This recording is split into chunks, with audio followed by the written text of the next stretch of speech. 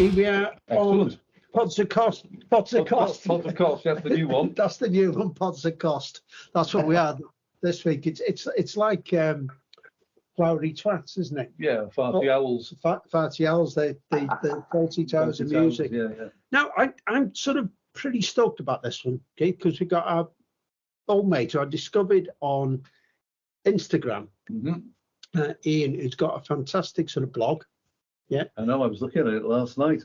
Massive musical heritage. And he's done that one thing that we should have done, mate. Kept everything. I know. Well, you know what? I didn't get a lot of them. I mean, there's so many tickets I've just never kept. Yeah. Very rarely bought a T-shirt. And I think I've only ever bought 2 or 3 programs, if that. Yeah. I bought a program, my first ever gig in '73, when I went to see the Faces.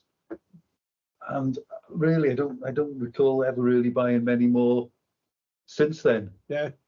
So because I mean, the tickets are that expensive back in those days. I mean, 75p I paid to see the Faces. Yeah. how much did you pay for the ABBA gig?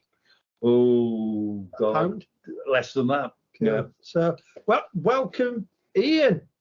How are you doing? I'm good, thank you, mate. Nice to have you. Thanks for inviting me on. It's nice to meet you both. Pleasure. Nice to. I've been listening to your podcasts, usually in the car when I'm driving down to Nottingham for the football, stuff like that. It's all great, really good stuff. Really enjoyed it. Actually. Well, I'm glad it's kept you awake on the journey, mate. Need something to keep you awake on that bloody journey. Just afraid this might send you to sleep now. Yeah. No, it's good. I love a bit of music nostalgia, so yeah, really enjoyed it. Thanks. Good. So look, tell us about your podcast, because you got not your podcast, your blog. You got some great stuff on there, mate. How did it all kick off? What sort of drove you to do it then? Yeah, well, it's an interesting one, actually. It's called Music in the Attic, the website, the blog site, if you want to call it that, and all the social media that goes with it. I actually started it during lockdown in 2020. I think I'm one of the few people that actually enjoyed lockdown. I found it a time to sort of press the reset button and chill a bit. Love the peace and quiet. Yeah, me too, mate. Me too. I absolutely loved it. And even though I was sat at home, couldn't go to the pub or go to the footy or whatever, I did find myself with a bit of time on my hands. And it all started really when I went off up into the attic in search of some old Glastonbury memorabilia. I went to Glastonbury for 20 odd years. In fact, it was 20 years. I only missed one in 20 years. And I knew that around the house, I'd got all sorts of stuff, all the tickets, programs, wristbands, etc. And I wanted to do something with it. I've been meaning to do something with it for a while, but it was one of those projects that you just put off because you're too busy with work or whatever. And because I got a bit of time on my hands, I thought, right, I'm going to go and dig out all that stuff. And I'm going to do something with it.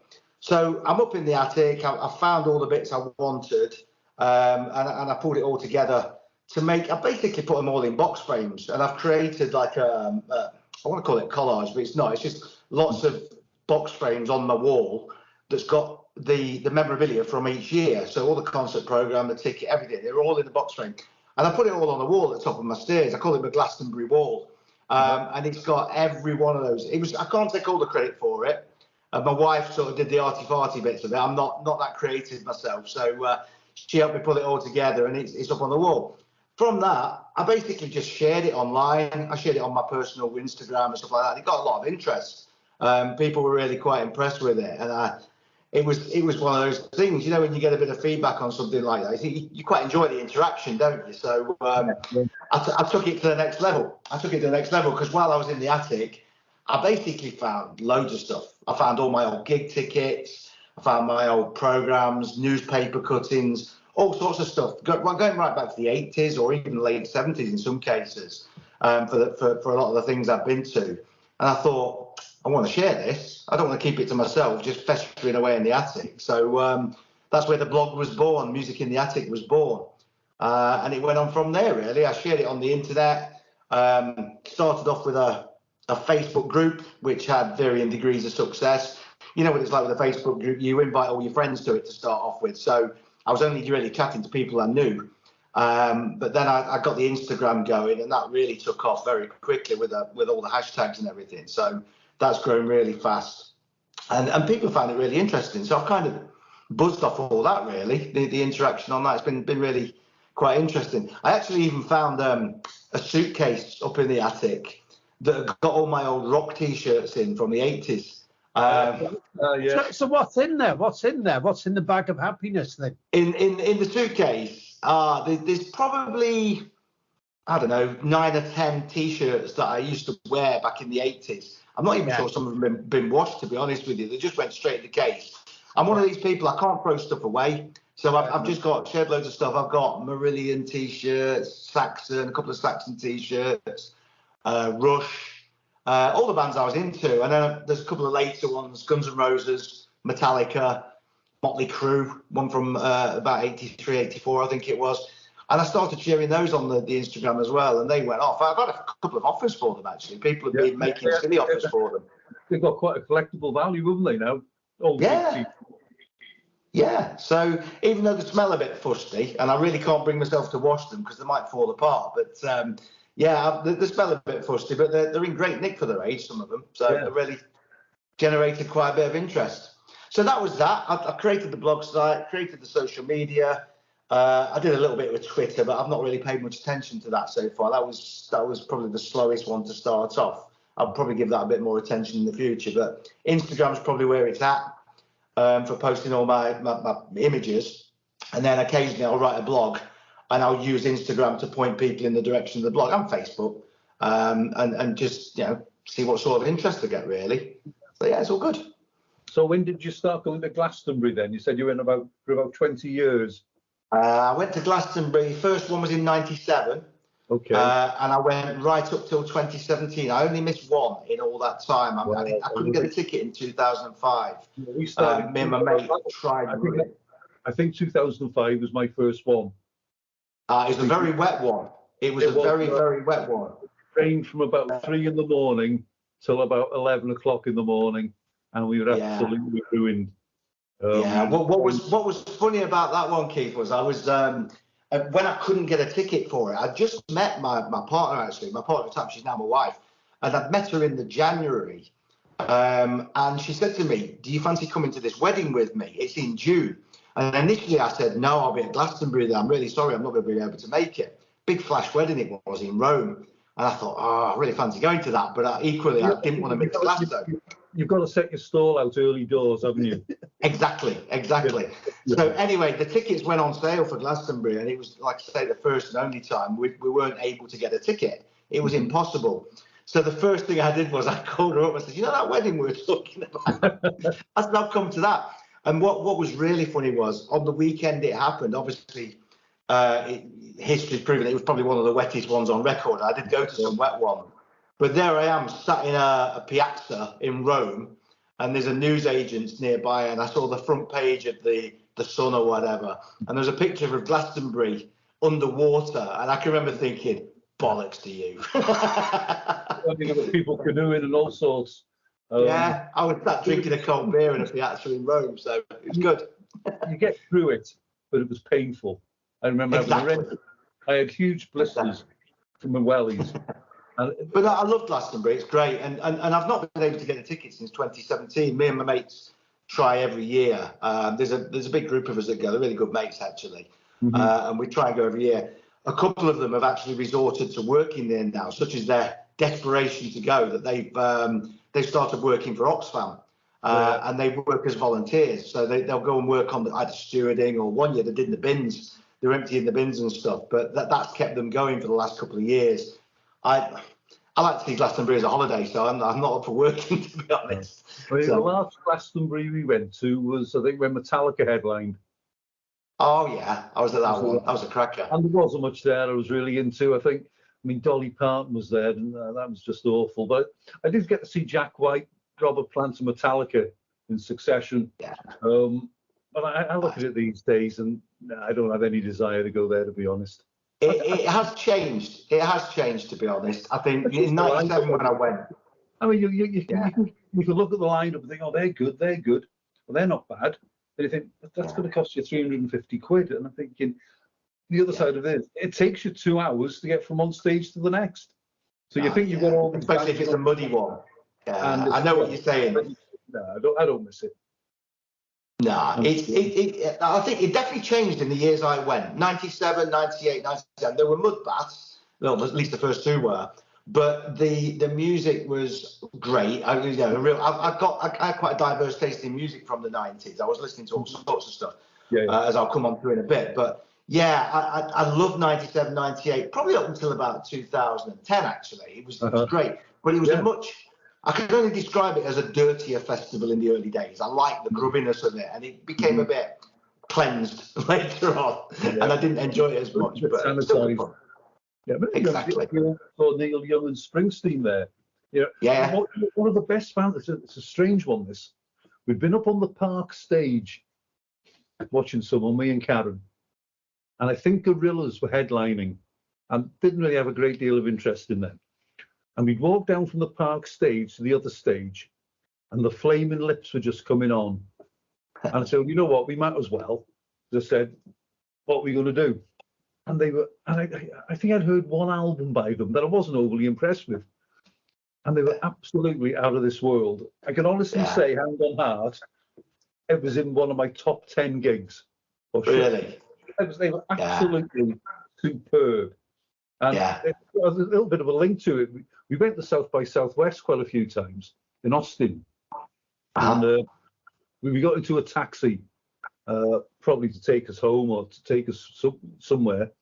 And the driver said, oh, you're unlucky, he said, or lucky. He said, the last people who were in this car were the Flaming Lips. Wow. They just got... I've seen them a couple of times. They're great. Wayne Coyne's fantastic. Great fun, man. Absolutely. Yeah. So that was Glasgow. Sorry, Ben. I think Glastonbury is probably one of the only festivals that I've not been to. Never been to it. It's one of those festivals that you should go at least once in your life. And I think everybody's taking that literally now. That's why I can't get a bloody ticket. Yeah. Because didn't they up the capacity this last year? They tend to up it every year. They kind of Wordy Farm. Wordy Farm is the main festival, and then they've just borrowed more land for the festival. Yeah, it was about 130,000 the first year we went, and now it's up over 200 apparently. Do you know the first year we went, the very first time we went, 97, I think we decided to go about a month before, and you could still get tickets. And we drove down there not having a clue the lineup was because it hadn't been announced. And we heard the lineup announced on Radio 1 in the car while we're driving down there. It was a really good one, actually. It was Radiohead and Prodigy and stuff like that. It was a really good festival. But and that year, I think there's probably less than 100,000 people there. Yeah. So it's just grown massively. Well, hasn't it? Indeed. Yeah. We talked a few times about when we started to go to festivals in the sort of mid to late 70s, and you could literally just drive onto the field, put your tent next to the car. You could pretty much watch the stage from if you wanted to where you were camping. Festivals weren't seen as a cool thing back then. I don't know what it is. I remember it was a certain type of person would tolerate going to a festival in those days. I can remember dirty grumpy pods like me and him. Yeah, but no, you know what I mean. I think there was during those certain times. I remember whenever I mentioned to anybody at work in particular that I was going to Glastonbury, they'd go, "What do you want to do that for? Sit in a muddy tent and all the toilets and all that." And nobody was really would have wanted to go. But these days, every man and his dog wants to go to a festival, and it's become a lot cooler than it was. Well, I'm not sure it has. I think it's become more commonplace. I think it was cooler when nobody used to go. They used to look. Probably the wrong turn of phrase there. I know what you mean. But do you know what I mean? And you look at it, we look at Glastonbury, and now it's got so bloody middle class, and I just think you'll be camping or you'll be in your van or whatever, and you're getting all these kids leaving their tents there, and they probably pay £200 or £300 for a tent, and they leave it there, and it's like, oh come on, get real, But then you see Daddy at the gate in his Range Rover picking them up. My take. I don't know. I don't think it's that bad. I still want to go one more time. Exaggerating. I've decided if I can get a ticket, I would like to go just one more time. Just to say I've done it, and then I think we all would. I think we all would. But I think this my time of life. I think I'd probably just pick a stage, probably the park or Jazz Holt's. Just stay there. and just, or maybe the other stage, and just watch it all Yeah. on the one It stage. definitely is harder work to get around when you get older, that's for sure. Yeah. So what was your first festival then, Ian? First festival, it was a one-dayer. It was at the Milton Keynes Bowl, 1984. Right. Yeah. And I went to see Quo, Status Quo. They were the headliners. It was their end of the road tour when they claimed they were retiring from the music business forever. And I went to see Status Quo. That's why I bought the ticket, actually. I thought I'd never get to see Quo again. Bought my ticket. A couple of mates went with us. And the lineup was really good, actually. I think Marillion were on, who were one of my favourite bands at the time. Who else was on that year? Nazareth were on. Really? All right. Yeah, were really good. There's an American band called Jason and the Scorchers, who basically got bottled off stage. Right. Warner E. Hodges band. And his manager, or does his booking agent, is Mick Brown, who we're interviewing in a few weeks. Ah, right. Yeah. I put Warner Hodges of Jason and the Scorchers on in a local pub. Really? Yeah, used to play in a band called Bluefields with Dan Baird at the Georgia Satellites. Oh, yeah. I've seen Georgia Satellites a few times. Yeah, I have. And we met this band in Austin, Howling Brothers, and they said they were coming over to tour the UK, but they weren't sure what gigs they got or dates and that. I said, well, if you need anything, give me a shout. I can sort you out maybe the few pub gigs. And they gave me their agent's number over here, a guy called Mick Brown, and got in touch with him. And one thing led to another. And I got them some local gigs in the Wrexham, Llangollen, Ellesmere areas. And he said, "Oh, Bluefields short of a gig. They've got a couple of days off. Is there anything you can do?" And I said, "Well, who are Bluefields?" He said, "It was Warner E. Hodges and Jason and the Scorchers and Dan Baird at the Satellites." Oh, wow. So I did. I put them on. There were 12 people there. But I didn't put them on. I organised it, but the pub didn't advertise it. Wow. Oh, what a shame. And they were brilliant. They were Excellent. great. The Jason Scorchers album was really good. Yeah. I'll tell you what, right, I've just remembered who else was on that Milton Keynes Bowl that day. Gary Glitter. Gary Glitter was on. Yeah. And you know what, mate? He was brilliant. I can remember at the time, I probably wouldn't admit to it now, but at the time I thought he was superb. He was one of the highlights of the day. And it was quite a special one for me. And I think, Viv, you said you were going to ask me about growing up with music and the sort of music I was into. But Gary Glitter was one of the first artists I got into. And I'm not kidding. I was a little kid. I was 4 or 5 years old. Used to watch Top of the Pops with Mum and Dad back in the early 70s. Slade, Sweet, Wizard, T-Rex, all those bands. But Gary Glitter was my favourite. I was obsessed with Gary Glitter. I probably shouldn't say it, but he would have been more obsessed with me if he'd have met me. Yeah, I'm glad you said it. I tell you what, Ian, it's a good job you didn't write to Jimmy Savile saying, "Can you fix it for Gary Glitter?" To see Gary Glitter. So no, that was me. That was my childhood, really. My mum and dad were both really into music. My dad used to be he was a teddy boy in the 50s rather, and he was into Elvis and Eddie Cochran and all that sort of stuff. So there was always music in the house as I was a kid, and Top of the Pops was a staple. I used to love Top of the Pops more than any other show in the week when I was little. Yeah. It was the only access you had to actually watching the people that you liked, wasn't it? Yeah. And probably the old grey whistle test because you got a bit older. Grey whistle test was a little bit, that came later for me. When you're like 4 or 5 years old, you watch the mainstream television, don't you? And it was only when I got into my teens that I started watching old Grey Whistle Test. But I'll tell you what, I actually got into sort of rock music at an unnaturally early age. So I got into Deep Purple when I was 9 years old, ridiculously. And there's a bit of a story behind that. It's another dad story. My dad, he used to bring albums home from work. People used to lend him albums that he used to just come, rather than buying them, he used to borrow them and then tape them, basically. Yeah. So I can remember him bringing home Made in Japan by Deep Purple. It was one of a few albums. I can remember he brought Peter Frampton Comes Alive, and I think there's a Carpenter's album and stuff like that. But this Made in Japan that I was drawn to, and I couldn't stop listening to it at that age. I was obsessed with it. The Ian Pace drum solo on the mule and all that. Yeah. I was just obsessed with it. So that was the start of my entry into rock music. And of course, once you're into Purple, you then you get into Whitesnake and you get into Rainbow and Gillan and all that. So by the time I was, I don't know, 11, 12 years old, I was a proper rocker. You know, I was really into rock music. And then, what happened then? I'm trying to think what happened back then. New wave of British heavy metal happened, late 70s. I can remember all the singles coming out, Iron Maiden, Saxon, I got all those. Diamond Head, I was into Diamond Head. They were another one of the bands of that period that I got into. Yeah, I got Living on Borrowed Time. It was a good album. Great album. And Canterbury was the next one. I really enjoyed that as well. So yeah, it was great. That was kind of my early stage. And then Tommy Vance, Friday Rock Show. I started listening to that on Friday night in the late 70s, early 80s. I think. You also used to have on Radio 1 on a Saturday afternoon, Alan Freeman. Yeah, I remember that as well. I remember that. I think 3 till 5, something like that. Yeah, but I used to sit there with my Ferguson Music Centre poised to record tracks off Tommy Vance, and I've got a few recordings. Still got a few of those tapes up in the attic, actually. Nice. I'll tell you what, with that though, that recording, Tommy Vance, you know, Top of the Pops, all that sort of stuff.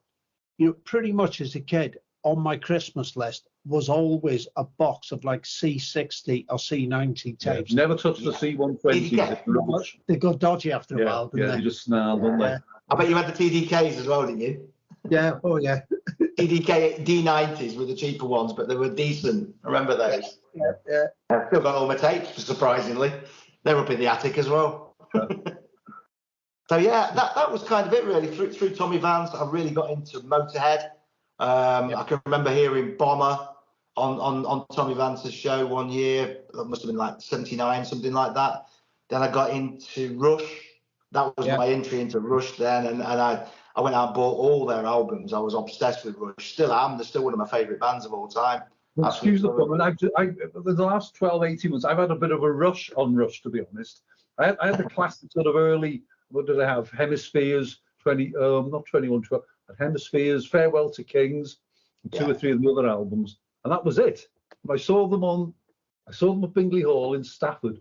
Then I saw them on the Roll the Bones tour. They were never really top of the list of bands to buy or to go and watch. There must have been a couple of years back. I picked up some of the more recent stuff. And I've missed out. But there you go.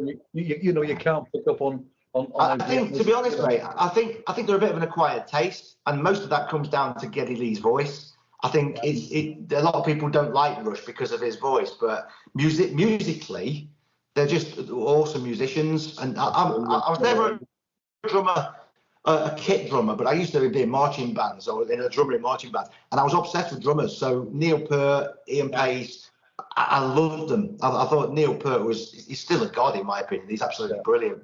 I know he's not anymore, but yeah. In fact, I've still got my Snakes and Arrows t-shirt upstairs. Have you? Yeah, I think it was the last time I saw them at the arena in Manchester. It was the last time. We were probably at the same gig. I was on that. I went to that one. Yeah, well, we were talking the other day. We were at the same Saxon gig last year, weren't we? Yeah, we were in Blackburn. Yeah, that was November last year. Yeah, that was what was good about that night. We ended up. We got them. We found a Witherspoons to just get a wrap or something before, and you walked into Witherspoons, and it was just a sea of Saxon t-shirts. I was in there. I went in that Spoons before the gig. I was sat near the bar actually, so I bet you weren't far from me at the time. Yeah. I was meeting the mate there before. It's great. Yeah, I'd love to do like a gigantic family tree of everybody you've met in your life, and just cross-reference all the gigs you were at. You know, there'd be hundreds. Yeah, that was awesome. What was the first band you saw live then? Right, so my very first gig was Saxon. Now we're talking about Saxon. I saw them at the Nottingham Royal Concert Hall, which was a fairly new venue. It only been open for a year or so. It opened in '82, and I went to my first gig there in '83.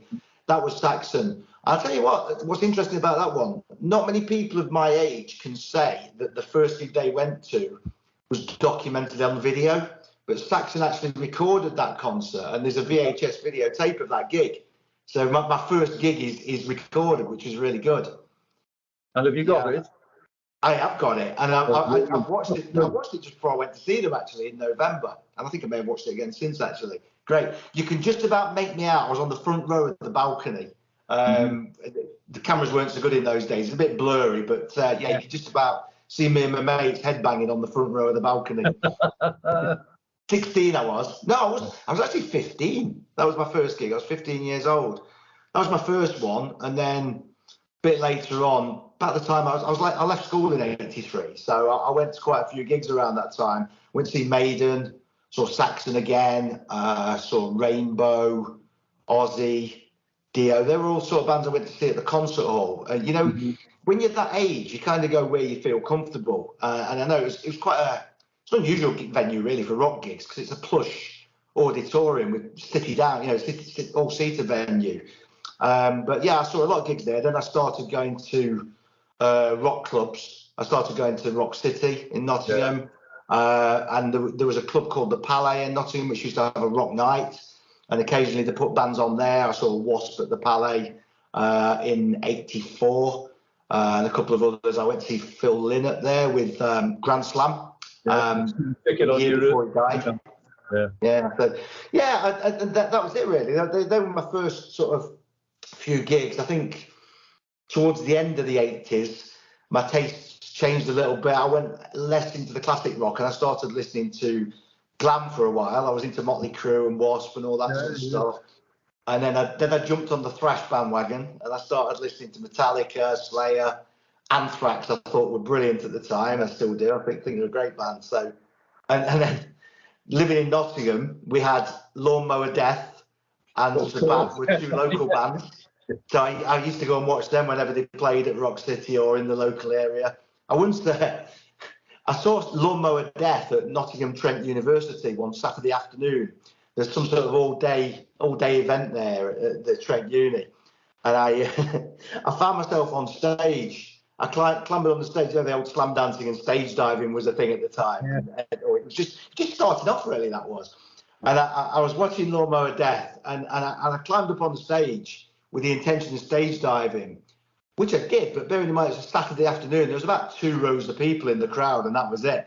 So I ended up diving over 2 rows of people and landing, smashing my nose in, face planted in the ground, and I stood up, and my face was bleeding, I had blood everywhere.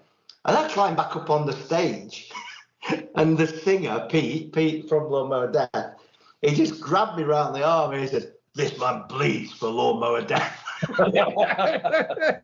That's a t-shirt. I was a bit of a hero, covered in blood. I don't remember anything about the rest of that day, but it was a good one by all accounts. I had a friend of mine. You mentioned Trent University or whatever it's called. He went to when it was a polytechnic. He went there. He did a 3-year course and whatever at Trent Poly. Yeah. And I think he was living on campus in the first year. And one of the lads he knew from the college said, "Oh look, there's a band looking for some lads to help them unload and set up." He said, "Oh, do you fancy coming and help them out?" And said, "We can go in for nothing tonight." I said, "Nah," he said, I'm busy and I can't be bothered, whatever. It turns out it was Dire Straits. Oh, was it? Yeah. Oh, really? Played at Trent Poly, yeah. I suppose, I mean, it's different for you now because you drive and all the rest of it, I guess. But you're really lucky to be brought up in some respects, living in a city. Yeah, it's very true. When we were sort of 16, 17, you were relying on either someone you knew who was older than you, or a trip to go to Liverpool or Manchester. You got nothing in. We had Medicine Head once in Wrexham in about 75. Yeah. But no one came to Wrexham. You know, you say that, mate, but Nottingham at the time, certainly back in the 80s, wasn't renowned as a music city. It is now. It's got a lot of venues now, and they've got the Rescue Rooms and the Bodega Social, and there's a few other venues now of varying sizes. But back in the 80s, when I started going, you got the concert hall, which attracted quite a few big names, but yeah, it wasn't a particularly good rock venue. And then you got Rock City, and that was it. Now, I agree with you. We're lucky to live there because Rock City, as far as I'm concerned, is still probably the best venue in the UK. I've been there once. So I saw Ian Hunter and Mick Ronson there in '89. Right. My UI Auto Tour.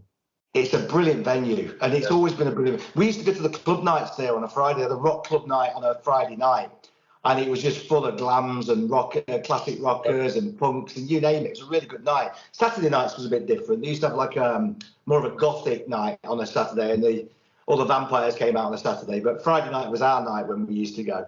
I stayed in Nottingham a few years ago. Me and my mate went on a pub crawl for a couple of nights. And we stayed at either a travel lodge or a Premier Inn, I'd say at the top end of Nottingham. And there was a pub a couple of doors down from where we were staying that was a rock pub. And I can't now think what the name Salutation? Was it the Salutation? That's it, Salutation. It's still going strong. It's a great pub. If ever I go for a night out in Nottingham, if I stay down there, we always head for the Sal. It's a great pub. It was dirtier back then when I used to go. It's cleaned up its act a bit now. It's more of a downstairs is more of a real ale type place. But if you go upstairs, still full of rockers, still full of loud music going on. It's brilliant. Great place. Great pub. And another one I've been to, and I only went for a pint. There was nothing on.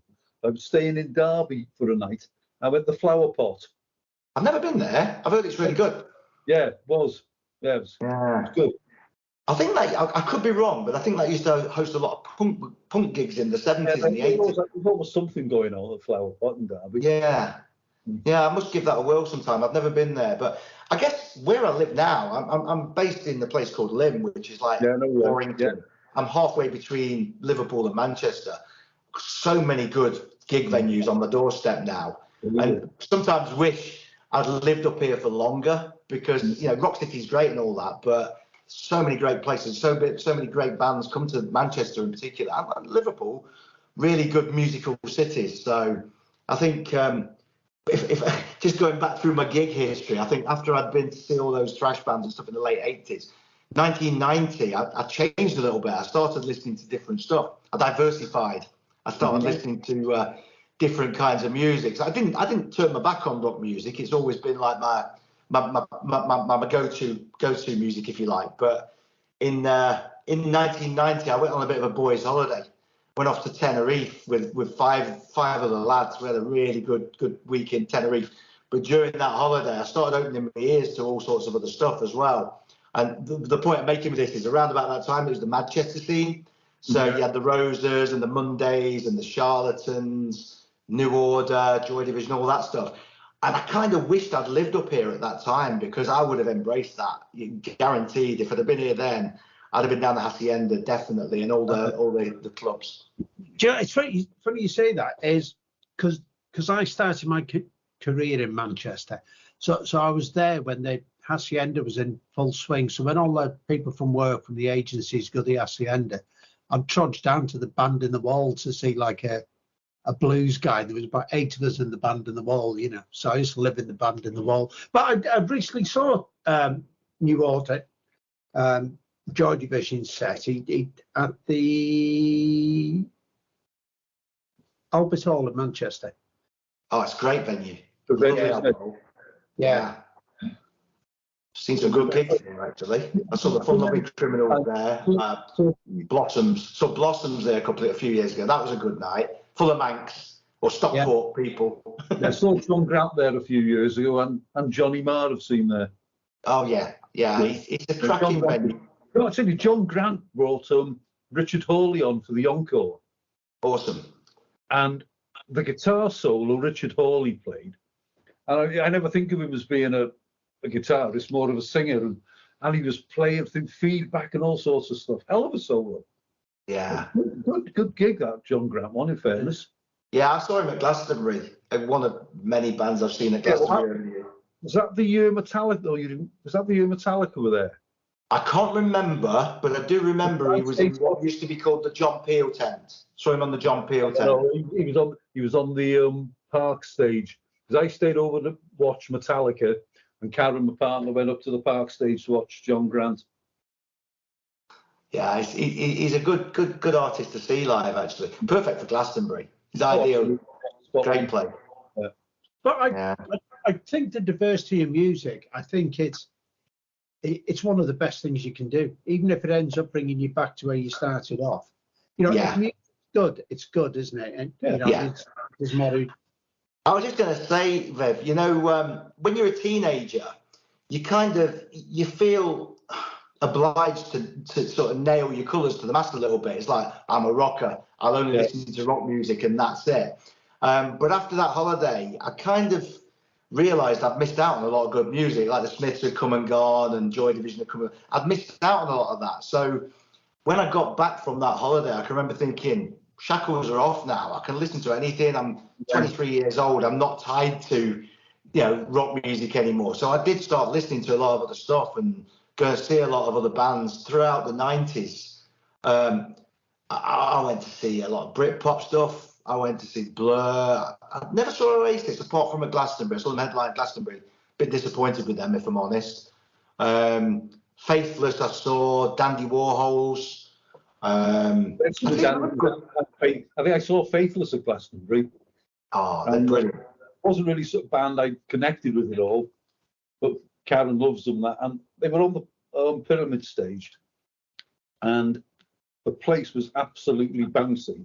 And I can just remember standing there, not really knowing much about what they were doing, with this massive smile on my face, just from the reaction of all the people around me. Yeah, that's part of it.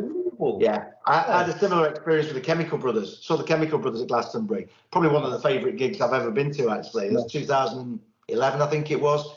That place just went up when they were on stage. It was banging. And you can't help but get dragged along with it. It's just epic.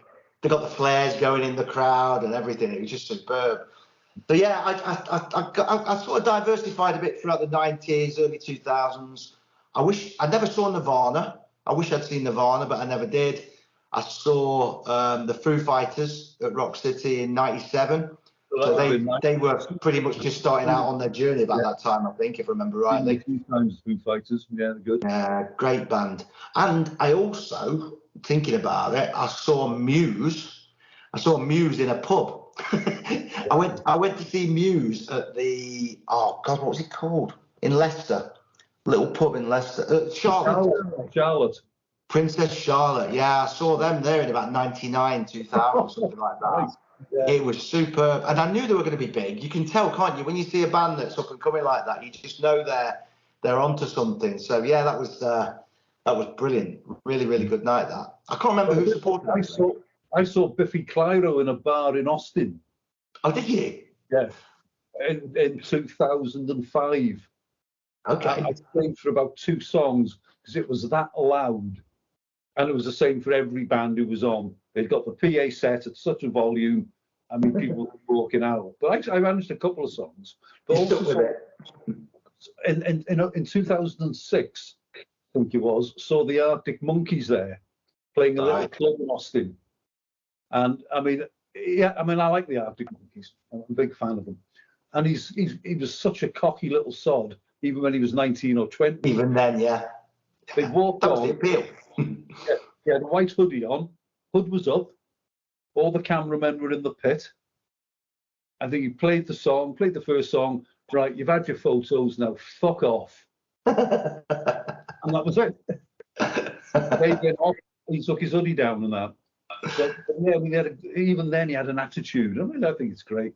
A lot of people put him down, good live band. Yeah. What do you think? What do you think to the new stuff? What do you think to they've had a bit of a change of direction, haven't they? Yeah, I've only heard what's it called? The last album.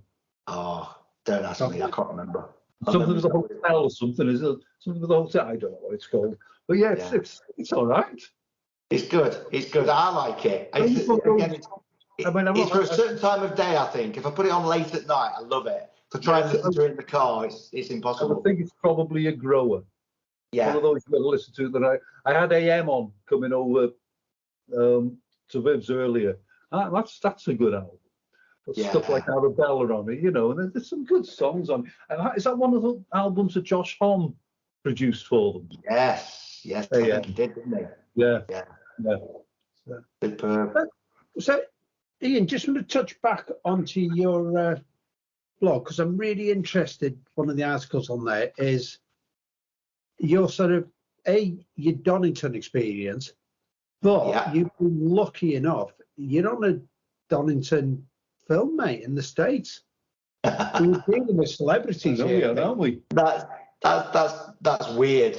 I'll tell you how that came about, right? So I went to Donington 4 times in the 80s. My first one was 84, which is widely regarded as probably the best Donington has ever been, including the Download Festival or whatever. It was awesome. 1-day festival, Van Halen, AC/DC, Ozzy. It was great year that was. I didn't think that could be beaten, but I continued going. All 3 of us were at the same. Really? Yeah, what a day. I was 17. That was my second festival. You asked me what my first festival was. That was the Crow thing at Milton Keynes. And then in the August, I went to Donington. That was my first Donington. It was brilliant. But yeah, I went 4 times to Donington. I missed out in 85. And I can only assume I didn't go in 85 because I couldn't afford to go to 2 festivals. I went to Nebworth that year and I went to see Deep Purple's Return. That one too. Pissed down all day. Sat in the mud all day with a bunch of Geordies under a black bin bag. Absolutely lashed it down. Oh, but great day though. Yes, Blackmore came on in wellies, didn't he? Yeah, it was brilliant. So yeah, I missed out in 85. I went in 86, 87. And then the one you're talking about, Viv, was 88. So I went to Donington in 88. And I think most people probably know the story. But sadly, a couple of folks died in the crowd that day. There was a crush at the front of the stage during Guns N' Roses. And a couple of young lads who are my age, actually, or thereabouts, they lost their lives in a crush at the front of the stage. Really tragic, sad incident. Weirdly, nobody knew about it at the time because there's no mobile phones or anything like that again around there. So the only people that probably knew about it were either stagehands and stewards and people like that, or people that were actually witnessing it right down the front. I'm pleased to say I didn't see that. I wasn't that close, but I was down the front. So I had a bit of experience at that festival. It was a strange one. We didn't find out about that event until the next day. I got home on the Sunday morning, greeted by my parents at the front door, and they said, "Thank God you're here." I was like, "Oh, what are you talking about?" I said, "Did you not hear the news? A couple of people died in the crowd at the front." I was like, "No, I had no idea." So we'd had a great day. I can remember the Guns N' Roses being on stage. I can remember it being really uncomfortable. I was near the front. I didn't quite get to the front. About 70 yards from the stage, and they were starting to push people, getting people to move back. And all of a sudden, there was this massive surge. I remember bending down, picking up all my cans, and then just being swept back. And it was scary. You were fighting to stay on your feet. You just thought, can only describe it as a swell. There was like a swell of the crowd, and I kept getting lifted off my feet. And believe it or not, you can probably see me on the screen. I'm not the thinnest bloke these days, but back in those days, I was like less than 10 stone, and I can remember being swept off my feet, and then dropped to the ground and falling in the mud and trying to scramble back up again. Arms reaching down to pull me. It was quite intense, and I can remember being really quite relieved to get out of that crowd and get back to my mates who were further back. But anyway, I was there. I had first-hand experience of that event. And then a couple of years ago, I put the post up on the blog. I wrote the story of my experience at Donington as a blog post. To cut a long story short, an American film director, had actually been looking for material for a documentary he was making. He was doing a documentary about Guns N' Roses, and the documentary was going to feature a 5 to 10 minute slot on Donington 88. So he'd sent out his researchers, and I got contacted on LinkedIn, believe it or not, not through my blog or anything like that. I got contacted on LinkedIn by somebody claiming to be representing a film director, and they wanted to speak to me about my experience at Donington 88. I ignored it at first. I thought, this is bullshit. I didn't believe that for 1 minute. And then another request came through. I think this time it was through Instagram or something like that. Same person saying, really trying hard to contact you. We'd like to speak to you about a documentary. So I bit the bullet, and we had a call. And Randy, that famous American film director, most film directors are called Randy in the States, aren't they? Yeah. Randy called me out of the blue, and we had a conversation. And it turns out he was making a documentary. about Guns N' Roses, and it was all very, very true. It wasn't a wind up. So yeah, it was legit. So then, even though I'd had a conversation with him, I thought it was just going to be me doing a bit of, he was going to interview me on the on the phone and record my voice or whatever. And he said, no, we want to send a film crew to your house to film you. I was looking around for Jerry Beadle. I thought, this is a wind up, this is. He wanted to send a film crew to my house, and my wife was in the room at the time. She heard the conversation. She was just frowning as if, what? But no, he did. He wanted to send a film crew to my house, and he wanted to do an interview to camera. So he was going to film me in my lounge, and he was going to feature this in the film. So I still thought it was a bit of a piss take, to be honest, at first. You don't realise it. And then he said to me, I'll need to find a film crew local to you. Do you know anybody? And it turns out, through my stepsons, who are both in the arts, they knew somebody that was a film director. He's doing really well for himself, actually. He's done a couple of things that have been on Netflix, and he lives in Manchester. So I put him in touch with Ben, our friend Ben, and arranged for him to come to my house. I think it was December 2021. It was a Sunday morning, miserable Sunday morning in December. Ben and another guy came to my house with all the cameras and all the equipment, and proceeded to turn my lounge upside down, turned it into a film studio, shifted everything around, got the cameras and the lighting all set up. And that was it. They set it up. They got a laptop set up in the corner of the room so I could speak to Randy, the film director. And then at a given time that morning, after we got the room set up, the interview started. And he just interviewed me on screen for about an hour, something like that. Yeah. And then he went. It was really strange. It was a bit like this, me talking to you now. It was a bit like this, but he was just asking me loads of probing questions about what I remembered about the day and how scary it was and all that sort of stuff. And then once he got everything, I think a couple of times I said to him, I said, "Is this right? Am I giving you the kind of information you want?" He says, "I'm with you, Ian. I'm there. I'm in that field. I'm with you right now." It was surreal. It was absolutely surreal. But anyway, we said our goodbyes. He disappeared. And then what I didn't know was he'd actually instructed Ben, the cameraman, and his mate to get a bit of footage of other stuff. So I got my Donington T-shirt, my ticket, all those sort of newspaper cuttings from the day. They wanted to film all that. And then Randy had given them instructions to film me in a typical English setting. So no kidding. They had me walking around the village where I live, filming, walking around the streets and stopping, looking at the canal and looking at the boat, looking at the birds in the canal, those sorts. About 3 hours I was walking around the bloody village while they're filming me. I got people stopping me, asking me if I was famous. I got blokes I knew from the pub saying, was I in the news or something like that? It was the most surreal day. It really, really strange. But yeah. How much of it did they use? Okay, so I've seen it. It's not out in this country yet, as I'm not allowed to share it with anybody in the UK. But it has been released in the States. It's on a channel called Reels, which specialises in music documentaries, I think. And to be honest, I got about 10 minutes. I played quite a big part in it, telling the story of Donington and whatever. Yeah. I didn't know how I felt about it at the time, because obviously it's quite a sensitive subject. People died, you know what I mean? So I didn't want to make light of it. It's not a light subject, and I genuinely feel for what happened there. So I tried to paint a picture that was, from what I remember. I was 21 years old and probably a bit drunk at the time, but I painted a picture of the things I remembered and what we've just spoken about the crowd surges and that sort of stuff. Yeah, but I'm probably in it for about 10 minutes all in. So it's good. One of the strangest things I've ever done. Everybody says you have your 15 minutes of fame, don't you? I think that was probably mine. Yeah, surreal. Very, very, very. You got 5 minutes then. Yeah. So yeah, it's called Guns N' Roses, America's Most Dangerous Band. So if you're in the States listening to this, or if it comes out in the UK, that's what it's called, and you'll find me in my 10-minute slot.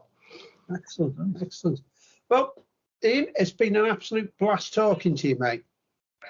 I've enjoyed it. Enjoyed every minute. You've only touched the surface, though. I think he is one of those guys we're going to do Getting back. a two-part special. I think. I'll come back. Talk about. Yeah. If your listeners don't tell me tell your listeners that I'm sorry, don't tell you how bored they were with me. That's fine. That's interesting. Well, to be honest, Ian, we haven't touched on your record collection or albums you've got, really. And no, I know. Which is always favourite gigs, favourite albums. It's all there. Which is an interesting one for me and for Viv. Yeah. So I think we're definitely going to get you back on. Yeah. And I'll have to. We'll have to catch up in Manchester. And do you go into the office at all? I go in occasionally. I try to avoid it like the plague. Yeah. Sorry, boss, if you're listening. But I tend to work from home mostly. But yeah, if ever I'm going in, Viv, I'll let you know, and then we can. We'll get a curry. Yeah, be good. Right. Be good. Or if ever you're in Lem, let me know. Pop round, and there's plenty of places here we can have a drink. Yeah, superb. I'll brilliant. Get up to Lem and do a live. I think we're around. I mean, I'm around a couple of days in November. I got tickets for Queens of the Stone Age.